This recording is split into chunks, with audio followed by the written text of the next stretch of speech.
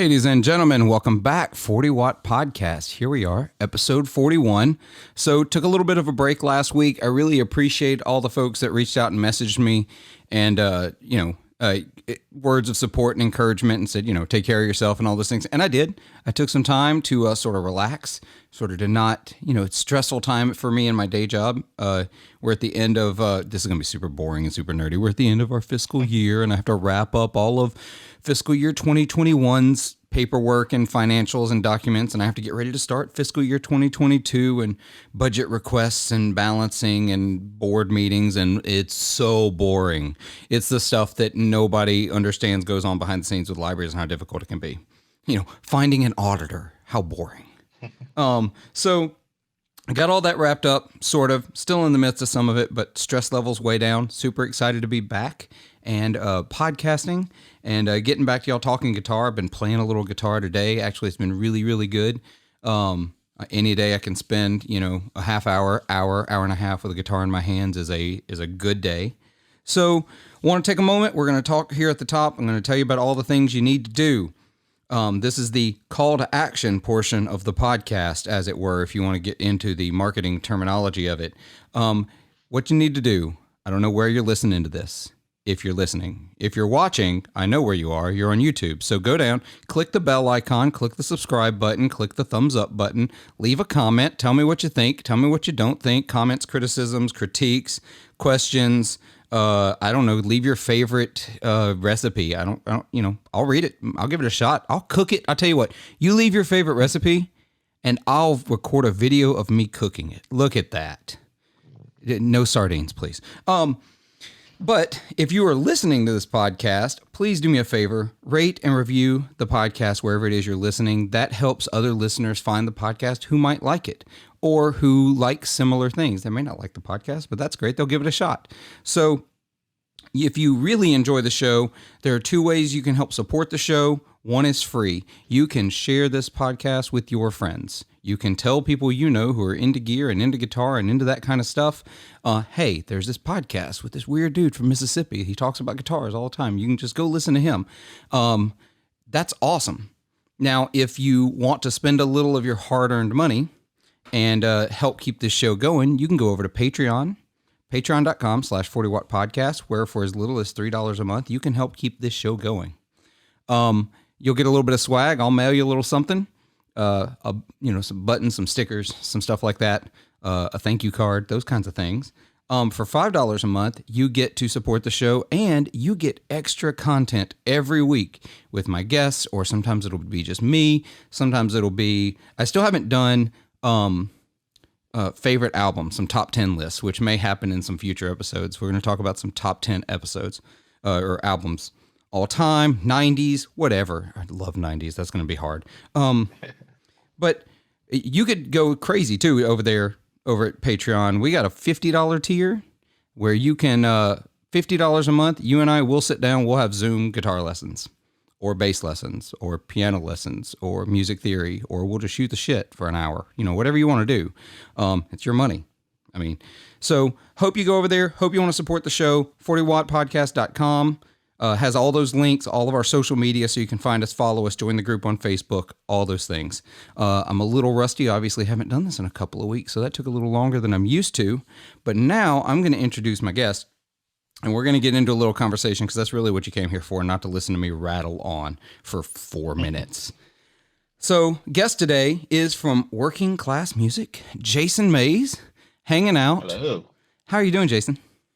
I'm hanging in there. I'm doing good. I cannot complain. Well, or as I like to say, as you're in the South, could complain, but it wouldn't do any good. Exactly. Yeah. So I too am familiar with that. So Jason, we actually met at Summer NAMM. So in Nashville, we got to meet and hang out. Hung out with all of the Working Class Music folks. Got to finally meet Tia there on the last day that we were there. Xander and Justin. Did I get that right? Justin and Nelson. And Nelson. That's right.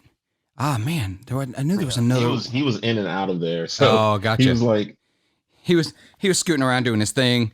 Yeah. I'm still upset at Justin because he found that Fano before I did. He better Uh, still be loving that guitar. oh, Oh, he is. oh, He is. good, good. Like Cause we were talking about that today, actually. Because he was actually looking at this PRS Bela, and I was like, do you like it as much as the Novo? And he was, or that Fano? And he was like, no. yeah, I was like, it, then there's your answer. there's your He was like, answer. God, that Fano is such a great guitar. Oh, so we hung out at Carter Vintage Music. We hung out at um, Kevin Equitz's house for the barbecue there that he threw for a bunch of us hanging out. It was a good time. Really enjoyed getting to talk to you. It was nice to see some other Southerners. I was around too many West Coasters there for a little while there. I was starting to think surfing was a real sport. Um, sorry, Ryan, but but yeah. So got really interested. You guys have a YouTube channel, Working Class Music. Mhm. Really appreciate y'all's show because y'all are just very, very, very real. There's no like, there's showmanship, but there's not like smoke and mirrors. It's like you guys are just Yeah, very real yeah. about the gear you're working with. So, for the listeners that aren't familiar, and maybe even some of those that are, tell me a little bit about you, how you got into music, playing guitar, and whatever possessed you to get in the world of YouTube. Oh, okay. Well, let's start with how I got into music. Um, According to my mom, I came out of the womb playing music. I was, well, that's not true. She was just like, you always like banging on stuff. And I remember when I was little, I had this mini drum kit, like when I was about 3 or 4, and that was my first true musical experience. Um, After that, I put a hole in that drum kit, so I never picked up drums again. I thought that was it. I thought I broke it. So, Oh yeah. then in high school, I was always that kid that I would try to do more than everyone else. And so I took on a multitude of instruments and I thought I could sing, but I could not. So I took choir, took on a multitude of instruments at the same time, and realized that probably wasn't the best idea. So, as it goes, it's just like you, jack of all trades, master of none. Sure. Um, so I learned pretty much in high school and college that I didn't want to do marching band. Smart I move. learned very, Smart move. yeah, No offense, yeah, marching band folks. yeah. I didn't want to do that. I realized that I was more interested in like creating my own thing and not really learning other people's stuff. So in college, I started a band with a bunch of friends. It was like, it was, it was, it's a weird time. It was a cool time because it was my formative year. So it was just getting into songwriting per se. And that band was called The November Story. We were a three-piece, myself on guitar, my other friend JP on guitar, and my friend Matt on vocals. And we were just local around Tallahassee. We thought we were good, and I think we were. Like some of the songs were pretty cool for back then. Um, and it was cool. So after that, playing in the local music scene, I got to meet some other friends from out of town. And I want to say around this time, like this is where the multitude of instruments come back into play. One of my friends, he joined this band in Pensacola. To give some of you some some knowledge, that's 200 miles. Like, so me being me at the time, I was just like, well, they're cool. I want to join them. Like, and they were going through this whole rebranding and everything else. Like, so I quit school to join this band because I was like, they're going to be touring, and I believe that they were going to be huge. And we were called Ceravel or Ceravel. We were like this post-hardcore Chiodos, uh, a Day to Remember, Oceana, Rise Core music, and it was cool like for the time, and it taught me a lot. Admittedly, I wasn't the best keyboardist, but I was always just like, hey, I want to make cool sounds and kind of get into soundscaping. And from there, I met some of my friends in this band called Of Machines, and they were signed to Rise Records, and we became really good friends. And before they broke up, they had asked me to join and be on keys, um, which I don't know why. I don't know why.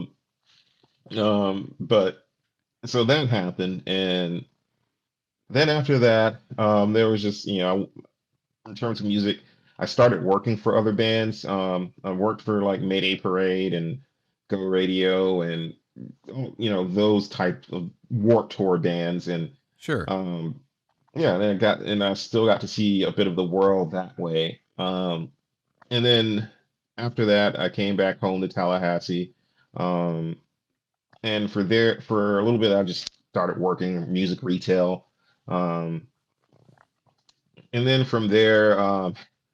Someone who I'd rather not say because he is very problematic in more ways than one. Um, he was having issues and he got kicked out of both of his band. I mean, I can't really dance around it, but Sure. yeah, it was this. If listeners are familiar with Dance Gavin Dance or Emarosa, it was Johnny Craig, and he was starting this other band. And at the time, I was auditioning for a different band, and he was in a lot of heat because of the whole his whole MacBook scandal. So if you want to Google that, yeah. Love Um, a good scandal. We like to oh cover yeah, scandals here on the 40 well, Watt podcast. oh yeah, oh yeah. So he hit me back up after he had left rehab, and the, the knowledge of him being clean. And he asked me, he was starting this band, or rather his management and his label were starting this band for him because he was still highly profitable, as I would say, Yeah. despite his troubled past. Um, and he asked me to come and join. And originally, I was going to be the third guitarist because I was like, okay, that's cool. Like, that's what I kind of want to do, just be the guy, the ambience guy, like the Ed O'Brien or the James Eha. Like, that's what I wanted to do. And and then management was like, "Hey, we're not doing that. You can't have three guitars. So somebody's got to go." And so I was like, "All right, well, I'll play bass." Thinking that well, I can play bass. Sure. I can do this. And I didn't real one thing that didn't dawn on me was bass in a whole different, like, heavier genre is not as simple as people think it is. So long story short, from that part, moved out to California. Uh, we were on tour, doing promoting the first record and whatnot, and I quit mid tour slash got the boot because quote unquote on my end of the thing, I was not happy. It was Yeah. a very very rough time. And they were not happy with my performance as a bass player, and I was like, well, I'm kind of a guitarist, and that's what I do. Um, so we split ways, and we were cool, or at least I thought I was, with some. Yeah. Um, and it was funny because when I quit in Atlanta, and I just was like, you know what, I'm just gonna stay here. I'm just gonna stay in Atlanta. And like my friends, Mike and Spencer, they were they were in this band called Native Sons, and I was like, I've always wanted to be in that band with them. Like, I always wanted to write music with like Mike and Spencer, and so I just joined, and that was that. And I've been here ever since. The band is broken up, gone through another band. Um, and we're currently on a different band. But this, yeah, I went from Native Sons, and then we had our own issues with that, and went to a band called Culture Cough, had our own issues on that, and now we're in this weird. I wouldn't say weird, because as we've gotten older, I kind of approach music as fun. I don't want to tour. I don't want to compete with other bands. Yeah. So I started this project called Young Mountain with my friend Matt Mulkey, as a way of coping with the loss of my father and dealing with a couple of mental health issues. And then now it's turned into a band. Like, we dropped a music video, um, got a really cool publicist too, mm, and now I want to say we're serious, because we are serious, because after being in the music industry, um, I feel like there are certain ways you should go about releasing your music, and I've kind of taken the serious mentality with that. So yeah, and it's been pretty cool because this with Young Mountain, it was the first time that I was creatively in charge. And a lot of my influences, well, more so on the demos than the final product, were very obvious, and like it was cool. Like it was, it was something that was cool because my friends came in, rearranged the songs, and be blunt, they made it a lot more marketable than when I was like, I want to be This Will Destroy You. And I want to write, very emotional, like sad ambient music. And Matt and Mike were just like, hey, we're putting vocals on this, so let's change things. Um, and from there, it actually leads to the YouTube channel because while doing this, I met Tia, and Tia and I, it's funny because as different as we are, we're pretty similar in that regard. So, and she and I had already always tossed around the idea of like doing a YouTube channel because one thing, you know, that always bothered me more so, which is funny because I'm friends with the people that I kind of aim to be like Sure. now. But one thing that always bothered me about the YouTube community, the gear community, was the lack of diversity. It was always like some white dude playing some blues riff on like a Strymon Big Sky. I'm And right I'm here. I'm like, right here, Jason. I'm, no, I'm no, right here.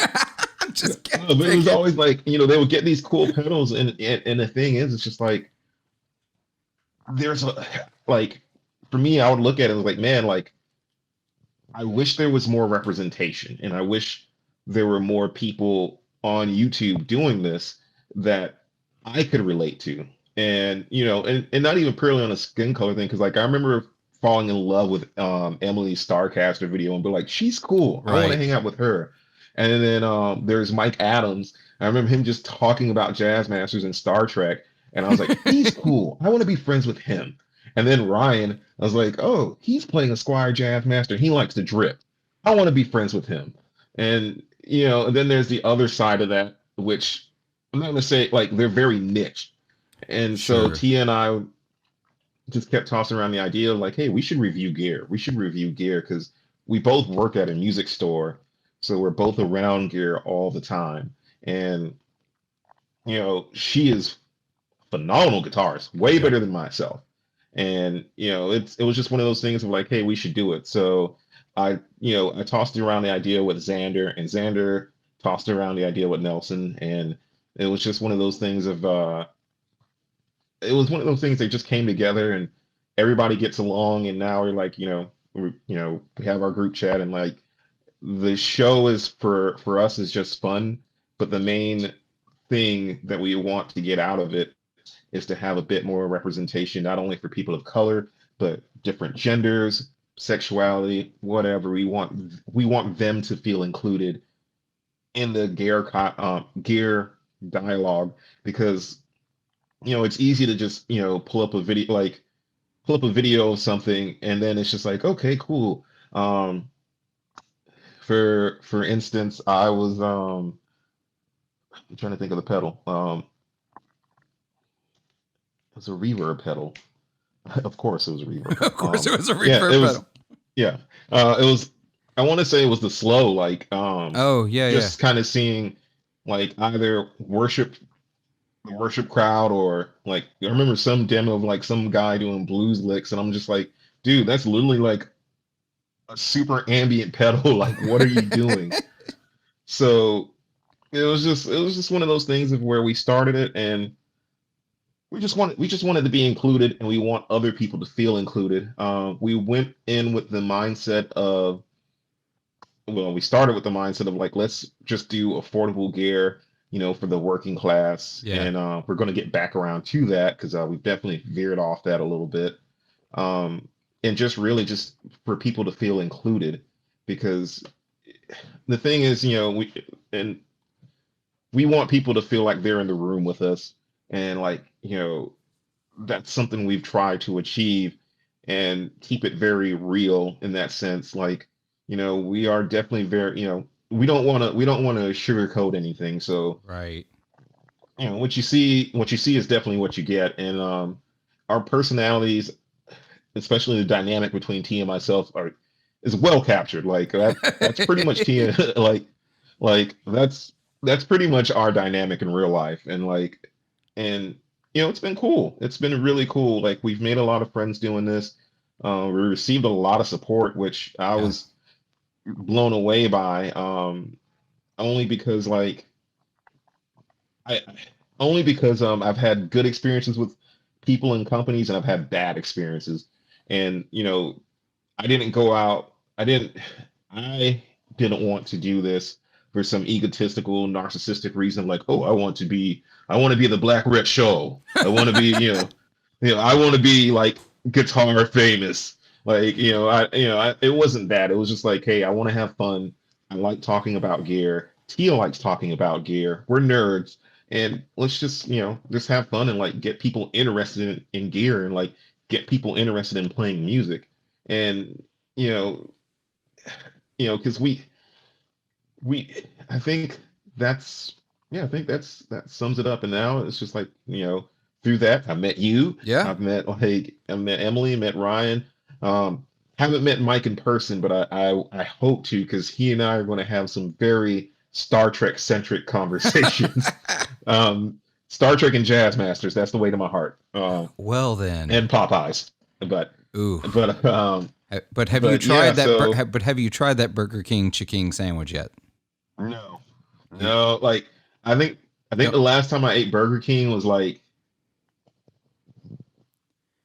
yeah, it was that long ago. Look, It I was went. it was a while. I went to Omaha about 2 weeks before we were in Nashville for Summer Dam, and my wife and I Mhm. were driving through a town super late at night. We had not had dinner. We were long road trip, super hungry, getting on each other's nerves. We had to get some food soon. Oh, you And guys were getting hangry. the only thing we found was Burger King. And I was like, I hate Burger King. I really do. It's not my thing. But I saw they had this new spicy chicken sandwich. And I was like, you know what? I've never had that. The pictures, of course, look great, because the pictures always look great at Yeah, restaurants. of course they look great. Like, yeah. Um, and I got it. And I'm going to tell you that sandwich, it's the only thing I'll eat at Burger King. It rivals. I think it and the Popeyes spicy chicken sandwich are the best spicy chicken sandwiches at fast food restaurants, and it's a very Wow. close battle. It's very close. I'm gonna have to say that, because I'm gonna have to try that now, because Yeah, I think Popeyes has the best spicy chicken sandwich. agreed. Um, It's close. um, It depends on my day of the week. Like the Burger King one is crispier, and so if I want like a really crispy chicken sandwich, in fact, I haven't had dinner tonight, so that might be a thing. But so sorry, I sidetracked that entire conversation. oh no, you're Um, fine. You're fine, because I uh, was gonna be like, oh, if we're gonna talk about food, then we oh, got to get this question out of the way. In and Out or Whataburger? oh man. Okay, so here's the deal. Tell me the city in America where I get to where I only have words are so hard. So show me the city in America where I can get both and I'll actually make a decision. But the thing is, usually if there's Whataburger, there's no In-N-Out. If there's In-N-Out, there's no Whataburger. No So what? I never have to worry about that decision, because I will take both all day long. It's an answer. You're the first person to answer like that. Yeah, I will. Usually everybody's like one or the other. Yeah, no, It's I'll like take house. either one. The only place I think that you will run into an issue is in Texas, because there are In-N-Outs in Texas. It's the only place, east of like Utah, that you can get it. And so you will run into towns that have Whataburger and In-N-Out. And so Texans that listen, and I know there are a few of you, y'all have got a tough choice. I don't want to make it. Here in Mississippi, that we get Whataburger, and that's really about it. And there's not even that many of them. I think there's like 3 Whataburgers in the whole state. So Let's see. yeah, there's 2 in I wish Jackson, we had a Mississippi. Whataburger. Yeah, the one in Jackson is funny because it can also vary by restaurant. There's 2 in Jackson, and one of them I would not go to if it were the last food on earth. It's just the food. Both times I've eaten there, I give a restaurant at least 2 tries, and both times it was just not good. And I wasn't eating at weird off times either. It was like at lunchtime, so I was like, ah. But the other one, and I'm not going to name them names. If you live in Jackson, you can go try them both, and you tell me if one stands out above the other. The other one The food has always been on point, even at like ridiculous hours of the day. So I See, will. well, you're lucky though, because every time I ask that question, I always have to tell people, well, I live in Atlanta, so we don't have either. The nearest, yeah, the nearest Whataburger is Macon, Georgia. And I was talking with a customer at work the other day, and I was like, I've thought about just driving down to Macon. That's like an hour and a half to 2 hours drive Oh my god. just for Whataburger. Yeah, that would be And me I was for like, Jackson. 2 hours is the nearest. Well, is there one in Tuscaloosa? There might be one in Tuscaloosa. That's an hour and 15. So I don't know. I do like Whataburger. I do love In and Out. I don't want to have to choose. So I'll just steer clear of the whole state of Texas and I'll never have to worry about it. oh, there you go. Because I think it's in Dallas. They definitely have both in Dallas. There's been a few more In and Outs that opened up. And the story, and if one of the listeners knows, they can tell me if I'm wrong. But I believe the reason Dallas got In and Out is because the guy who owns In and Out, his daughter went to college in Dallas. And so she was there and they started franchising there because she was there. That's all I know. I may be wrong. Maybe I'm making this up, but I know that Dallas for a long time was the only place you could find In and Out that wasn't West Coast. So, Yeah. but y'all got, Okay. I mean, y'all got a Waffle House per square mile over there in Atlanta. Oh, we do. We do. We do. And that's the one thing hell, just the East Coast in general, like especially like with North Florida going onwards, it's just Waffle House Central. And I do love me some Waffle House. I would take Waffle House over IHOP any day. Absolutely. IHOP is the breakfast equivalent of Applebee's, and I don't like either one of them really if I can avoid it. Yeah. They're plastic See, food. well, the thing that's funny about it is like because Tia took me to this because she was picking me up from the airport, and I was like, yeah, let's get some breakfast food. And I was thinking we're going to go to Waffle House. Yeah. I was like, yeah, I know the service is probably not going to be the best depending on which Waffle House you go to because there's a crazy equilibrium. Like if your cook isn't outside smoking a cigarette, looking like he doesn't want to be there, then your food might not be good. Yeah, 100%. It's like, it's a balancing scale of that. So, but she took me to this place in the city of Atlanta.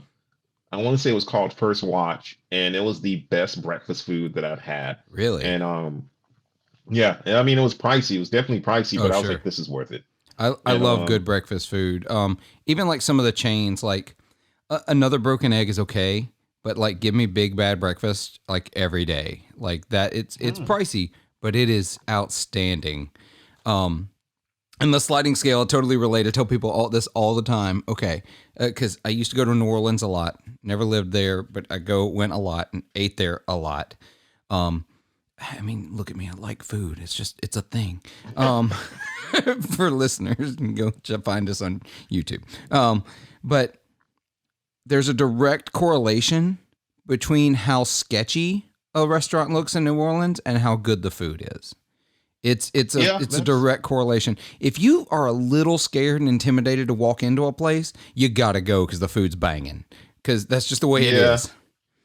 Yeah, no, I would agree. I mean, I think that's how it is here, and I'm just like, all right, like I don't know, like some of my favorite places. I think some of my friends are like, man, this looks sketch as hell, and I'm just like, trust me, it's good. Just trust me. And like, oh no, go ahead. Oh no, but it's funny because like there was one time Xander, he was going to check out this Les Paul, which man, I should have taken a photo of that because he was about to buy. I want to say it was a 70 something or maybe 60. No, it was definitely 70s. It wasn't in the 60s. No. Or maybe 80s. But he was going, and so we went to this other restaurant and we met up with our friends. We met up with Tia and Jade, and we were like, all right, we're gonna get some food, we're gonna go, Waffle House or whatever, but the Waffle or whatever it was moved. Oh no. And so we went to this Thai restaurant, and I was like, I'm not the biggest Thai fan, but whatever. And then I realized I was like, oh, I'm going with Xander.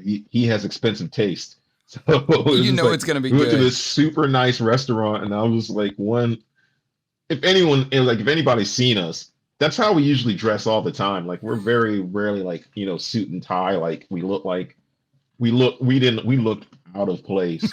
And the food was decent. The food was really decent. And I was like, this broke my equation. Like this restaurant was like, looks super nice, and the food is pretty decent. The portions are a little bit, A little smallish. yeah, a little small, but I was like, yeah.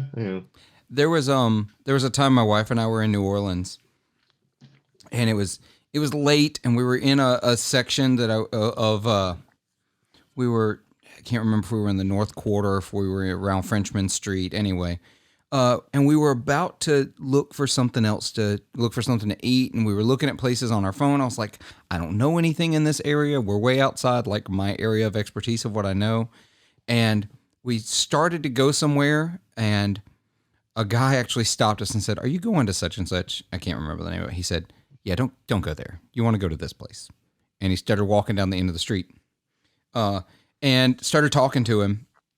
And I can't remember the name of the restaurant because my memory is trash, but I've got his business card around somewhere.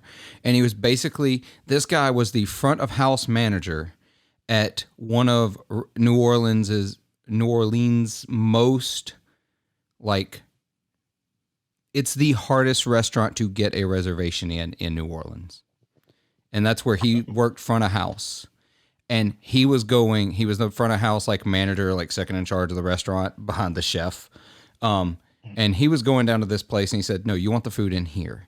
Walked up to it, and I'm like, "That's not a restaurant." He said, "Trust me." And so walk in, he said, "Go in, go all the way to the back. You're going to see a door in the back. They'll take your order back there." And I did. And we straight up walked into this gay bar in the Quarter, in either the North Quarter or Frenchman Street. Walked all the way to, no problem, walk through. And it's literally like one of those old barn style doors that where the top half opens in and then the bottom half is still there. I can't remember the proper word for the doors. And the guy just looked at me and said, "Yeah, what do you want?" I said, "Do you have a menu?" And he like pointed on the wall like it was in, a laminated paper menu. We ordered it. We sat there and ate, talked to some other folks, and I'll be damned if that food wasn't so good. I was like, you do not know it's there unless you know. If you know, you know. And it's like, that's where the best food is. That's always where the best food is. That kind of reminds me of Summer Nam, like, because Emily, she took us to Martin's only because one, it was right across the street from the hotel, right? And two, I was like, Martin's guitar, barbecue, okay, yeah. And the food was good. I love Martin's barbecue, really good. Yeah, they've got and the lines are long for a reason sometimes. The lines were long, and I was just like, I remember everybody else was ordering these plates, and they didn't think it was going to be a lot of food. And me being me, like Emily was joking like, "Oh, you just go ahead and get the big plate. Go ahead." I was like, "All right," and I did, and I ate everything on it, and I was just like, and everybody's just like getting full off of their plates, and they're like, "Oh man," and I was like, "Yeah," I'm like, "No, I paid for this. This is going down." So, I mean, but it's also weird that you like. It's funny because if I was in that place with New Orleans with you, I probably would have felt a little sketch myself, but only for different reasons. Because it's like, are we in the 1950s and I got to go around back and after food? so it's just yeah, no, I get it, and it's just one of those weird things. Especially, New Orleans holds a special place in my heart, and just that it's that kind of gritty. It's that kind of things are in back alleys. Like the main entrance for a super nice restaurant may be in an alley. That's just the way it works. It's such an old city. Streets were built for certain sizes because that's what existed then. There's no 4-lane roads going through the heart of New Orleans. Thankfully. Yeah, thankfully. And you got to be a special type of person to sit there and live through hurricane after hurricane after hurricane in New Orleans. If I got any New Orleanian listeners, I love your city, and I love the fact that you're willing to stay there, because it's crazy. But we got completely sidetracked. So you talked about that we were Jazz Masters, Star Trek, and food. That's how we got here. Yeah. I can't believe I remember that. Jazz Masters are an interesting. We're gonna circle around to guitar. I know that some of y'all. That's fine. I know some of my listeners were like, "Guys, it's been like over half an hour. Y'all haven't even talked about guitars yet. We're getting there. We're getting there. Get warmed up. Stop hollering at me." So Jazz Master thing. I was so late to the Jazz Master game, and like I still, so I got one because I got it at a screaming deal from a pawn shop. I've got this '08 classic player and got it home. It had a dead pickup. I had bought new pickups, which is fine because the pickups that came in the classic players aren't like true Jazzmaster pickups anyway. They're glorified P90s. They are. And by which I mean they're sort of P90s, but lose all the great things I love about P90s. They're just kind of bland. So I changed those out, played it for, still had the plastic on the pick guard. I bought this guitar in like 2018 and it's an '08 and still had the plastic on the pick guard in a pawn shop. But after that, I was like, the moment I played the Jazzmaster vibrato, I was like, that's it. That's what I want. That's exactly what I want. Because I'd been a Bigsby guy. I still have several guitars with Bigsby's. A Strat is fine as long as it's set up properly. And by properly, I don't mean decked. I mean I need it to float, which can be a little problematic. But once I tried, and then from there, I bought a Novo earlier this year. I actually placed the order last year. Bought direct from Novo, and the mastery that's in that. It's like, why does anyone get a different vibrato? That vibrato, that offset vibrato, is the perfect vibrato.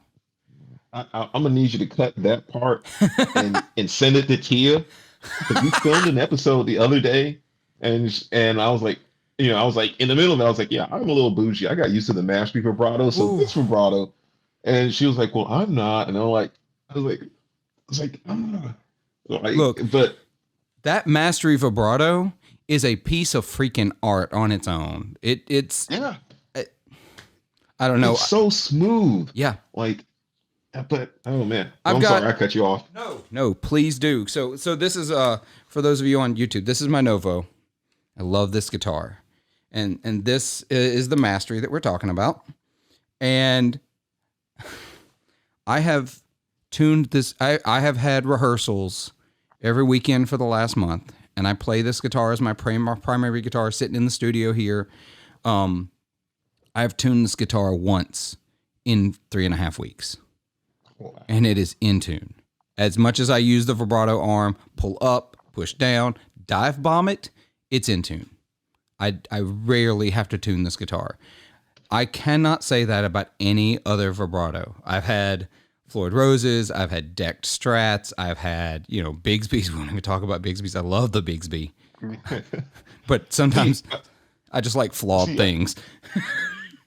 See, no, that's fine. Because I've had both good and bad experiences with the Jazzmaster vibrato. Like the cheaper Squire ones, and I don't say this as a dig at Squire because I love Squire, Sure. and a lot of my guitars are Squire. Wow, I just sound like the guy. A lot of my friends are black. But but no, like it's just like you take for granted the vibrato assembly until you start playing with different ones and you find the one that you like, and then trying to go back to another one, it's like, oh man, this does not feel right. This feels like on the guitar we reviewed, that was my negative. I was just like, the vibrato, like I don't like these.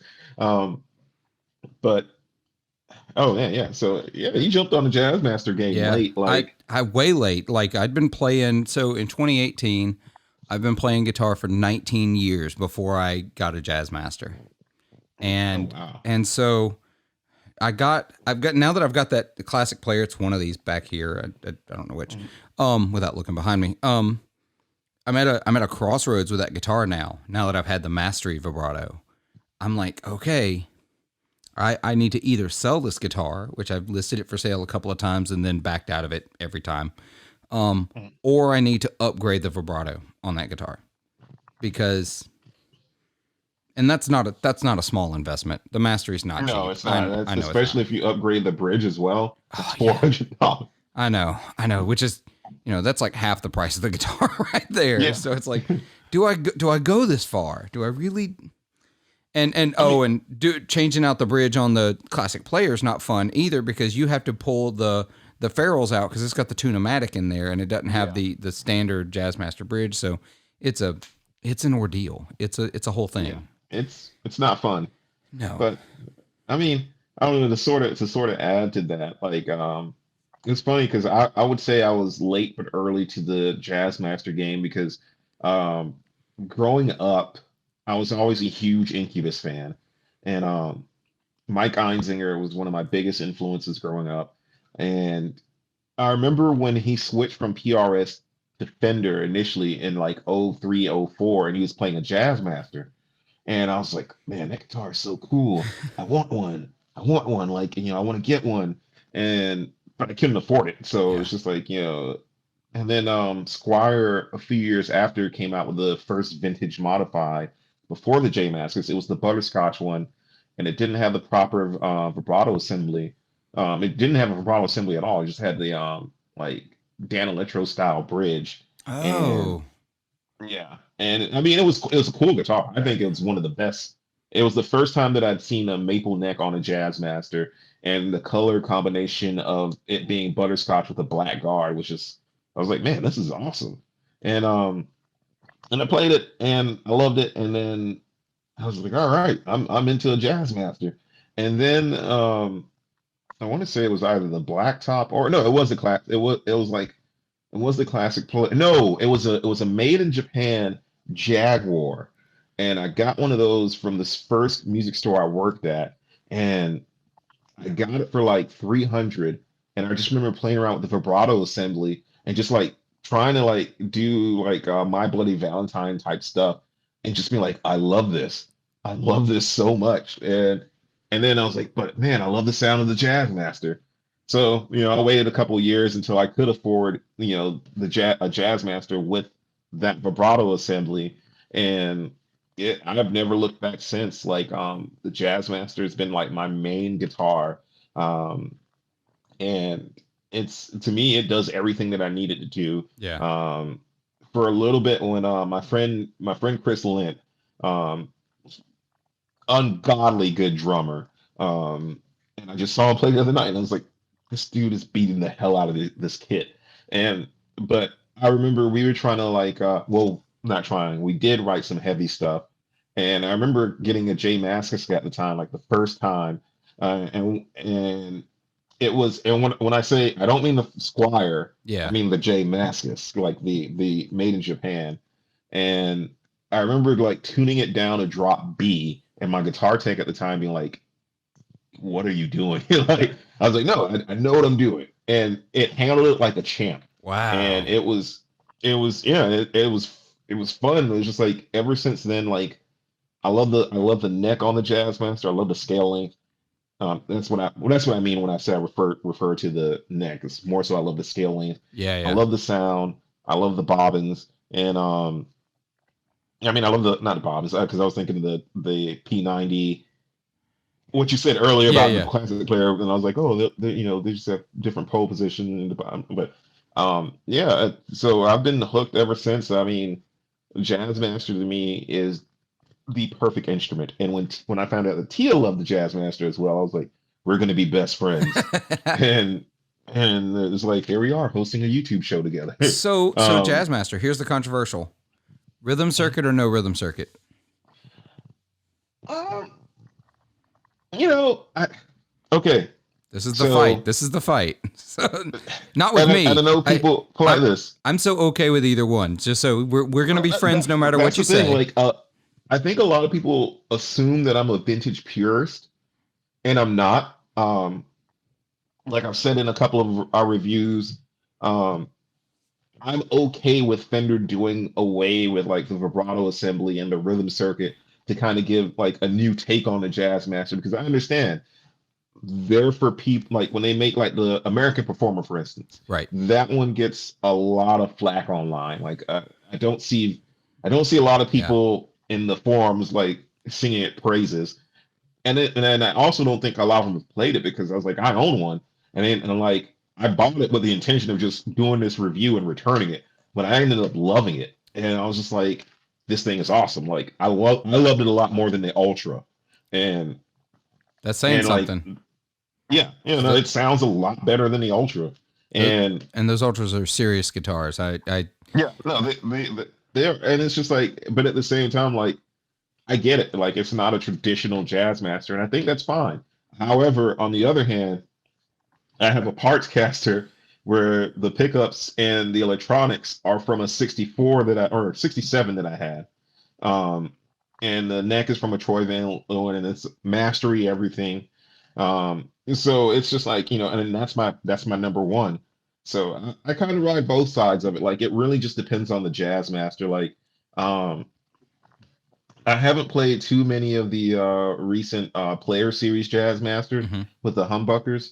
Oh yeah. The couple that I've played, I'm not gonna, I've kind of been dismissive of only because the setups on them in the store that they were at wasn't that great. But then I went to another local store and they had a FSR version that looked like the Elvis Costello, which I'm jealous of Emily because she has She one has now. one now. Yeah. Yeah, I'm so jealous. But I played that and they had it set up and I was just like, okay, this is cool. I was like, I would change the humbuckers, but it's cool. Right. Um, and then for a little bit, the much coveted Squire Baritone Jazz Master, which I recently sold, and I hate myself for doing that, but life happens. Sure. Um, it though like I can appreciate every jazz master. I can appreciate something about every jazz master, and that's kind of how I approach it. I don't think there's a wrong or right way. Like you have the whole vintage purists who are like, well, if it doesn't have a rhythm circuit, it doesn't have the vibrato, it's not a jazz master. And I'm like, well, Fender made it, and if they say it's a jazz master, it's a jazz master. So, you know, It's a good point. That's a yeah, good it's like point. so. Yeah, it's just like so. I mean, I could appreciate everything. I think like I said, to me, the Jazz Master is my favorite guitar, and I would be lying if if I said that and I couldn't appreciate uh the different variants of the Jazz Master. It's like saying, "Hey, Tellys are my favorite, but screw a thin line." Like to me, it's just Right. like it makes no sense. Like Yeah. Or it's just if like it's got I if it's love got a humbucker in the bridge, it's not a Telecaster. yeah. It's Yeah. like Yeah. I don't get those people because it's just like, oh yeah, well what about it's like, well if it says whatever it says on the headstock, that's what I'm going with. That's exactly So right. I'm actually a big so fan of humbucker in the neck position for a Telecaster. I love that see sound. you know what? For a little bit I wasn't Really? until I played until I played the Squire John 5 Hmm. and I was like, holy crap, this is amazing. And For me, it's I the was like I was who was it? Oh, it's the oh, who was this is one of those moments where I'm completely losing. I wanted to say Jeff Beck, and Jeff Beck's known for Strat, but maybe it is Jeff Beck I'm thinking.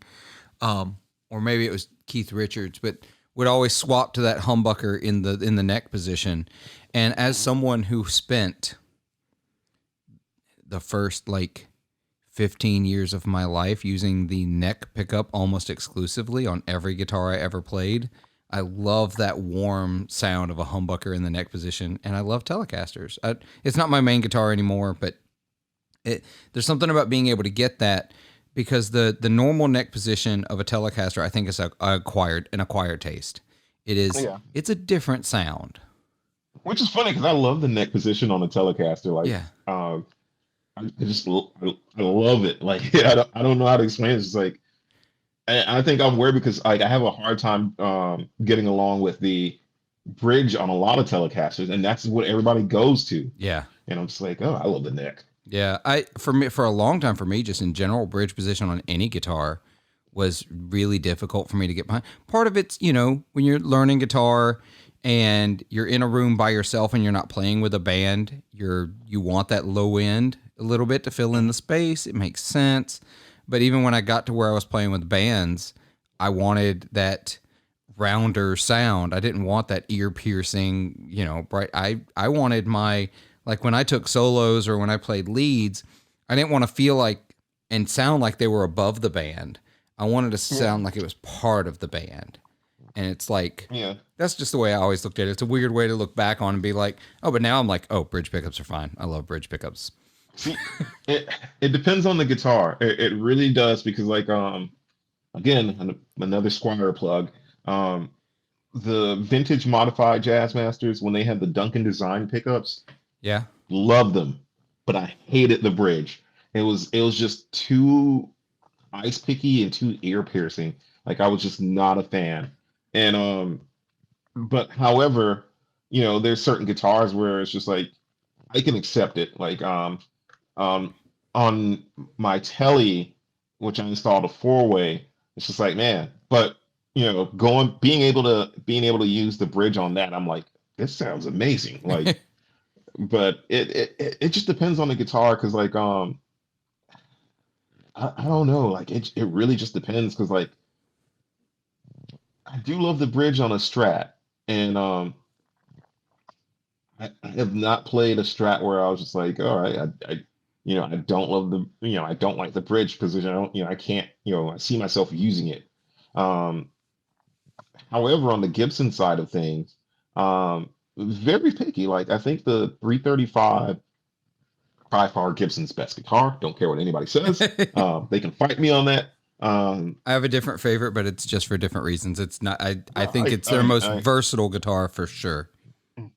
yeah, and it's just like, but that was one that I was just like, okay, all three positions sound great, Yep. and it's just like I find this guitar useful, and it doesn't hurt that I owned a '64 335, so that's kind of my bar Oh for every guitar.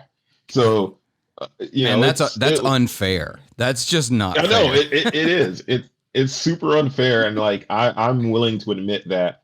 And but it is what it is. Like on that end, like I think uh, in terms of the bridge pickup, yeah, it just depends on the guitar. Yeah. Like Oh, for with I my think with my Jazzmaster, the pickups I've got in it are the Fender 65 Pure Vintage.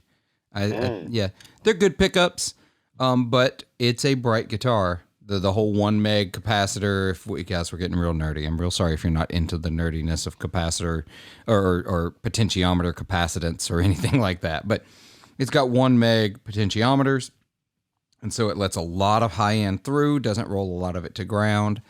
I'm actually thinking about, and I'll run this by you because you're a Jazzmaster guy. I'm thinking about so my Novo is my main guitar. Like it's the best mhm. guitar I've ever played. I will preach at their church every Sunday. Like this is they are the church that I proselytize. The Novos are there's something about the necks on them and they're built right. They're light. I mean, this guitar it's massive and it weighs 7 pounds. You know what I mean? Oh, wow. If it's 7 pounds, maybe just under seven. But I've been thinking about with my Jazzmaster, which right now I've got it tuned down to D standard, which I think it sounds really good in D standard, but it's still a little ice picky in the bridge position. I bought a pick guard for P90s in it, and I made sure that it was deep enough that it could take a P90 because Jazzmaster Mhm. pickups are real thin, and I'm thinking about swapping it to P90 3-way switch, volume and tone. That's it. And if I do that, that's also by the time I'm done swapping out, I'll spend $600 in upgrades on a $700 guitar. You know what I mean? But I mean, I mean, I'm I would buy a cheap like I am the buy a cheap and upgrade the hell out of it with the assumption of that I'm not going to sell it because then yeah, it's just like you don't get shit back. no. Like And see, that's what would happen is if I did all that, assuming I'm not going to sell. Obviously, I haven't sold it yet, and even though I've put it up for sale a couple times, I've backed out every time. Keep the original parts, be able to swap it back if you want to. I wouldn't be changing anything that couldn't be undone. That's the beauty of the pick guard and it being deep enough already for P90s. Um, but I don't know. I've backed off it a little bit. First of all, the cost of a mastery is so expensive.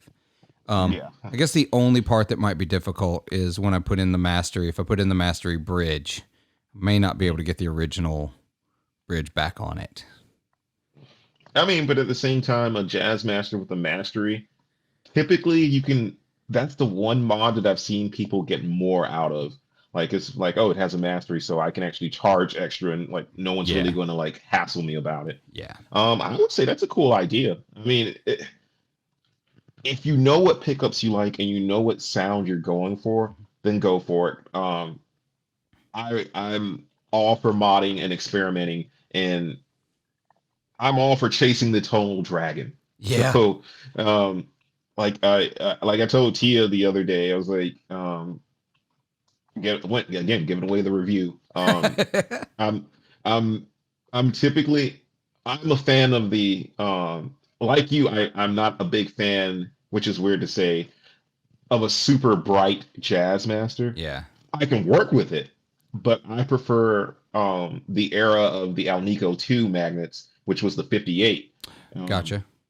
Because I love the more darker tone of that. Like that era is my favorite. So I preach at the Church of Duncan Antiquities, and I will Man. always preach that. But however, they're lower output, so they're not, it's typical 50s Fender sound. Like, it's not meant to be like super bright, and it's a good pickup set. So if you're gonna go with the P90s from there and try it, I'd say do it. Because I mean, if you can reverse all of that if need be, then Yeah, there's you're no not really good losing reason not anything. to. Yeah. I Yeah. may have to do it. We'll see if I can't scrounge up some money. Right now, the funds for gear it's dry. It's dry for a little bit. Oh, This year has been gear extravagance, and I need to rein it all in for a little bit. I'm actually in the middle of unloading a few things. I've got a couple of things I want like right now, and I've done very good in the last few months about reining it all in, but it's very, if something's coming in, some stuff has to go out. Like if some stuff has to leave. You can't I've keep bringing reached in. that crossroad. Yeah. I've reached that crossroads too, and it's just like, well, for me, it was just I had a bunch of little stuff on my car add up to a big price tag, Ooh. so I was just like, all right, I got to move some gear around. But at the same time, I realized that I'm not a fan of short scale guitars in terms of neck. So got rid of my Mustang, got rid of my Jaguar, and I was just like, all right, I was like, I've always had an issue with the neck, and I was like, I think as musicians, we just go through this time, like, unless you're like Joe Bonamassa and you just have a museum full of gear, And the funds to like, support it. yeah, and the funds to support it. I think we just all go through like our times where we go what I call the purge, where it's Yep. just like, all right, we're going to purge this, and this, and this, this, and this, and like for me with guitars, it's easy to do, because it's like, all right, I don't like this. It's like I said, for me, the Jazz Master is the perfect guitar, so Right. none of my Jazz Masters are going anywhere. Um, and it's funny because like for me, I think also being a big pedal guy, I'm just like if it's not on my board, then it's if it's not on my board and it's not my Iridium, then it's up for grabs. Like Yeah. it's on the it's perpetually on the chopping block, and only because I use the Iridium as like my amp sim for recording demos and stuff. That makes it. It's a Um, tool. It's not a pedal. It's yeah, a tool that you yeah, need. yeah, So exactly, exactly. So I mean, I think we all go through like our phase of extravagance, and then it's just like, oh man, I guess the way think of it because like the other day I took my gear and when I was selling it, and like a couple of my coworkers like, Jason, why are you selling it? I was like, because I like money. I was like, I like money. I like having money, yeah, and I was like, I like money more than I like a Mustang and a Jaguar. So makes so sense. and yeah, and they were like, oh okay, and I was like, yeah, I was like, I think we're all like we all find the area in the gear. Like I know a lot of like Xander, he's a huge gear nut. Like he has like where we film the show is Right. his basement, and a lot of that is his gear. Wow. Like, Yeah. um, That amp wall behind y'all is impressive. yeah, yes, and he just ordered a rocker verb, a Mark One rocker verb combo, and it's Oh. just like that dude is oranged out, He is. That's and that's like that's an impressive array of orange amps, yeah, and orange but style amps. yeah, but it's just like he's found his like his area of what he likes. And I think that's cool because it's just like for me, I know I'm more so into pedals. Like I know like I said, I know which guitar I like. Right. I know why I like that, but I'm more so into the collecting pedals. And like because the way I explained it to which is funny again, because Xander has a crap ton of pedals as well, but he's not really a big pedal guy. Right. He likes a lot of dry pedals. And I'm on the opposite end where I'm like, I like a lot of reverb pedals. And like I've Oh had yeah, this and I've seen your discussion. board. I've seen your board. Yeah, yeah. But I've had this discussion with a couple of customers, and I was like, here's the thing. I love pedals, I love collecting pedals, and I love everything about pedals. However, the reason why reverb will always be my favorite, it's because it's the one pedal where people are exploring new algorithms and new sounds, whereas everything else is mimicking a sound from something else. Yeah. Um, drives, there's certain types. Either it's a clone copy or tube screamer copy, some kind of copy. And choruses, we have our favorites, and that's why if you notice, like when a lot of people ask, like, well, what you're a big Strymon fan, you're a big, Chase Bliss fan, you're a big, Old Blood Noise. I was like, yeah, because they all do something different. Yeah. Like they do something that, you know, is new, for lack of better term. And and that's not to say there's nothing wrong with that. With the other side of that, like I think in the case of drives, like um funny story, T and I, like when we started this channel, we were not we like it's not like we intentionally stayed away from drive pedals. Yeah. We just weren't the biggest fan. Sure. So we got sent a bunch of different drive pedals to check out, and we fell in love with them. We recently filmed the review for the Benson preamp and the 1981, and those are two of the best drives that I've heard in my life. That Benson I'm preamp, I had one for a little bit on my board, actually for a good while, and the only reason I moved on, it was not that I did not still love it, but I had a couple of other things doing similar things, even though, I don't know, that thing is something special, but I had also never owned a Timmy, and everybody talks about that circuit, and someone offered me a trade for a V2 Timmy for my Benson, and so I made the trade, and I've still got the Timmy. It's on a board right down here, and that's one of those pedals won't be going anywhere. It's not going to. Yeah, and that's the thing. Like for me, that's how I feel about the 1981. Because when I was like, all right, is it worth the hype? Like, everybody's hyped this up, and then I was like, oh, it's supposed to be this. Yeah, it's like, and then I played it, and I was like, oh, this is not a rat. Like this was like, oh yeah, it's just it's like. Because like I told Xander, I was like, I'm not the biggest fan of rat pedals. Me either. I was like, I don't know what I'm doing with this 1981, but I played it and I was just like, this thing is so musical. I can use this in almost anything that I do. And like I remember the first time in band practice that I used it, and keep in mind at the time our bassist was playing through the PA, so I was pretty much above him in volume. And I just remember like, just turning around and just being like, this is like I remember my tone, like everybody complimenting my tone on the song we were practicing. Well, not everybody, just my drummer and like the other guitars. Yeah. And he liked that sound so much which was the other guitarist is Justin. Yeah, he liked that sound so much he went out and bought a 1981. Yeah. And but yeah, you just find pedals like that you just like. I want to play a Timmy. Like if you're listening and you feel generous, hook me up with a link. Yeah, that is very cheap, because I right now am still paying off this car expense. So no, feel that. Actually, it's funny. We talked about this, and we're actually approaching time, and we're going to wrap this up and go over and continue this conversation. We'll just pick up where we are on the Patreon episode of the podcast. So those of you that are listening that want to hear the rest of us completely nerding out about pedals, that's going to continue over on the Patreon episode. We're going to talk about drives. We're going to talk about the what I call the accumulation and purge phases. I think it's definitely a whole like tide thing. It's like it comes in, then it goes out, and then that's how you find what you love. But it is. We actually were originally going to try to do this episode in person. Haven't been able to get away because you're obviously over in Atlanta. I'm in Mississippi. We're not that far apart. What we ought to do, we ought to find a weekend where I pack up some of the gear I've got, bring it over, and we just set up and have a crazy day of going through everything we've all got. Because I've got some stuff that I'd like you to try out. Dude, so I would be all about that. Yeah. So this is funny because thank you. Because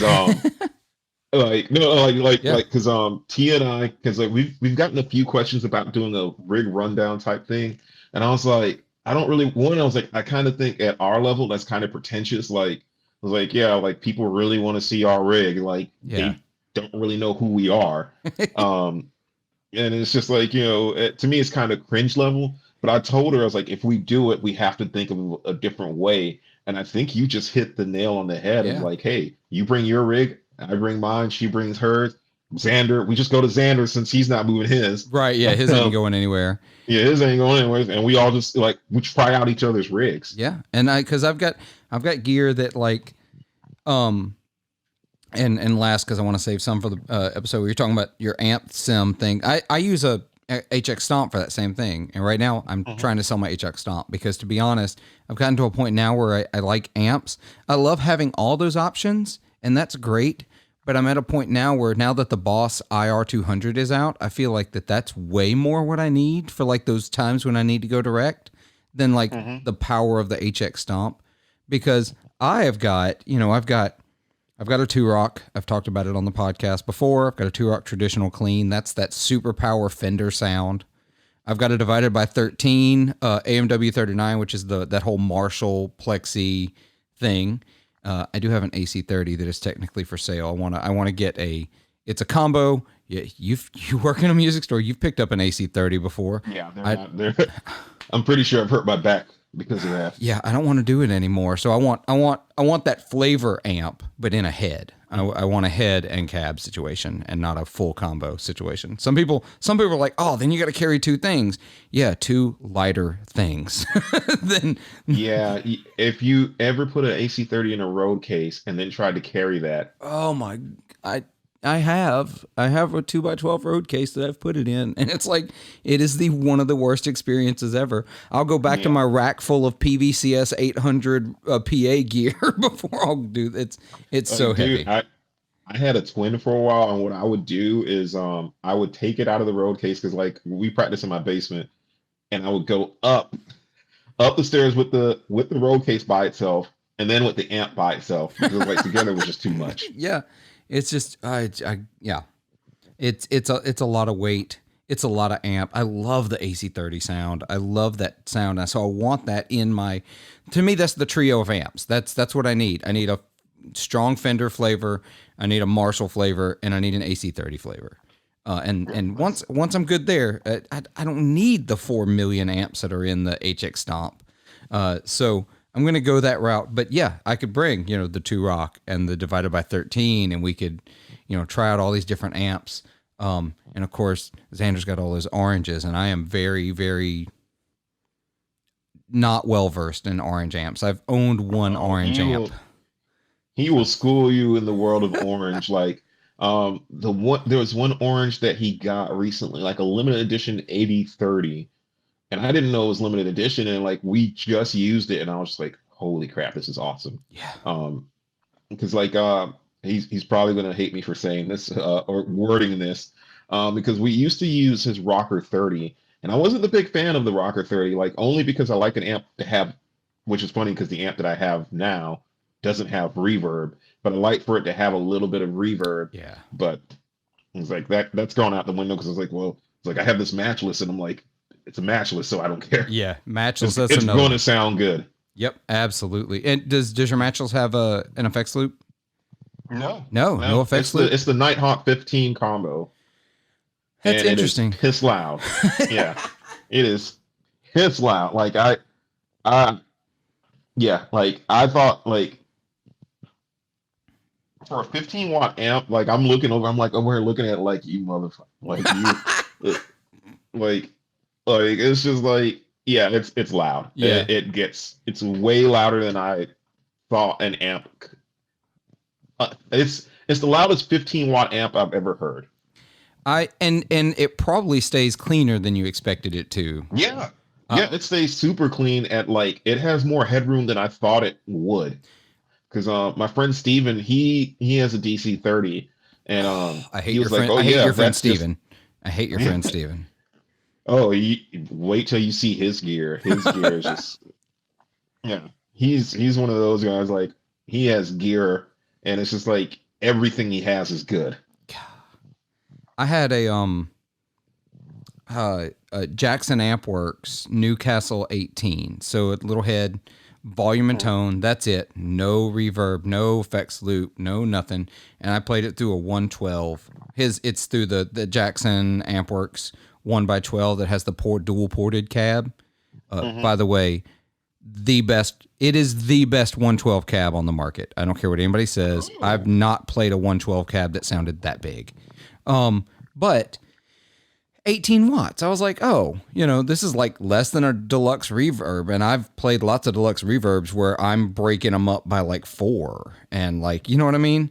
I had to turn that thing up to 10 to get it to break up. It was so clean through most of that amp's travel in the volume that I was like, this breaks everything I know about low wattage tube amps. Like this should be breaking. I had a Victoria Tweed Deluxe. They're 2112, and that thing would break up at like 3.5, and that amp's 12, 14 watts, somewhere in that realm. So everybody's like, oh, well, low wattage breaks up earlier. Yeah, you need to back up because that statement does not hold water all the time. No. Like I remember when I had an OR15, and I was just like, oh, this and this, but that thing broke up. Like if I turned it at 1, it was, it was like dirty. It was dirty. Like that amp stayed dirty. And I was just like, all right, low wattage amps, I can't do that. And then I remember getting a Princeton and trying it for band practice, which was a horrible mistake because we're a loud ass band.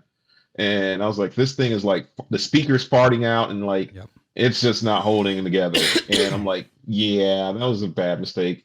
And then I got a deluxe and I was like, I don't know, this is and the deluxe was fine. Yeah. Deluxe was fine. It was fine. And then Jeff Bakos, the great and famous Jeff Bakos, like amp modder, amp repair guy extraordinaire. Because I want to say, because mine shipped with 6 V6s, and I think the cool mod that he did was a 6L6. So it gave it a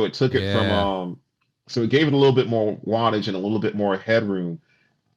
But damn, it sounded great, and I was like, that thing stayed clean. Yeah, and that's the trick, and that's where I like amps to be. Even the divided by 13, which the cool thing about that amp is the way that he designed those is that Fred over at Divided by 13, there is an effects loop. He does not like effects loops. He put this in begrudgingly in these amps, but I do use it. I have a reverb pedal in that effects loop because you will understand. I have a bass level of reverb. Like there's never a time I don't have reverb. There's never ever a time. And then I'll add reverb on top of that if I want it. But there's no, I understand. Yeah. That's my trick. I like blending different reverb. I like stacking reverbs. Yeah. So I understand. But the cool thing about that amp is through it's a plexi, and I didn't have a plexi. I had a 71, which was aluminum faceplate, but still the same circuit. I had a 71 super bass, 100 watts, and the tone stack on that was basically for show. like 1 to 10 on the tone control. Didn't really it was a three band, treble mids highs or treble mids lows. You just crank them to 10. You really do. You just turn them to 10 because that's the only way you're going to get the gain that you want. And it's not even high gain. But that's the only way they do anything. The only way you get any real tone difference is when you jumper the channels and use the volumes to get a little more treble or a little more low end. And kind of like the Vox trick, like or you can just jump the channels and get that top boost, coming in. Yeah, that's exactly. So you can do that in this amp because it's got actual usable tone circuit, and it's got a very good master volume. So you can crank the master volume and just use the preamp volume and treat it like a no master volume amp, or you can dial the master volume back, and it gets into like JCM 800 territory as you crank that volume up. So you can do the plexi thing, it can do the JCM 800 thing, and it's such a cool amp. I want to get a Blues Breaker Marshall. Just if I could, like, just when I'm older and I have the disposable income, and I'm just like, because I don't see myself getting married. Because she's probably gonna be like, oh, well, if she ever asks me to choose between her or the gear, I'm like, get out. Um, Well, I'm gonna but miss her. I was like, I'm gonna miss you, but it was like, I'm not giving up the Jazz Masters. Yeah.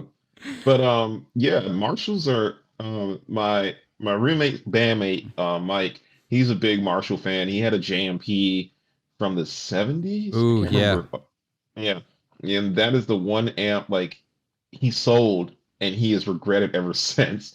And it's just like The the 71 one that Super got away. Bass. The 71 Super Bass is there's a couple that I'm like, oh yeah, that'd be cool to have back. But the only one I've ever like truly regretted was that 71 Super Bass. I should have never gotten rid of it, ever. And I was actually looking for a blues breaker when I found this divided by 13. It found me actually. I had something for sale that by my estimations was worth a good bit less than this amp. And the guy offered me the trade. And so I was like, I'd be an idiot to turn this down. I'd be a complete idiot. But it just is what it is. Well, let's wrap up. We went on another like 15 minutes after I said we're going to wrap up. So who knows what's going to happen in the Patreon episode. Y'all, I really appreciate y'all listening. I really appreciate y'all sticking around, watching this video if you're watching on YouTube. I appreciate you holding out for the nerding out, the guitar nerdery, as Joe Branton over at the Guitar Nerds likes to say. Jason, I really appreciate you taking time, hanging out with me. We're going to hang out some more. Yes. And yes, we've got to hang out more. Yes, we got to hang out more, and we've got to get together, and we'll film some content at some point. That'll be really a fun time. Yes. But in the meantime, for the main episode, I want y'all to do me a favor. Y'all be good to yourselves, be kind to each other, and pick up a guitar and make some noise. Peace.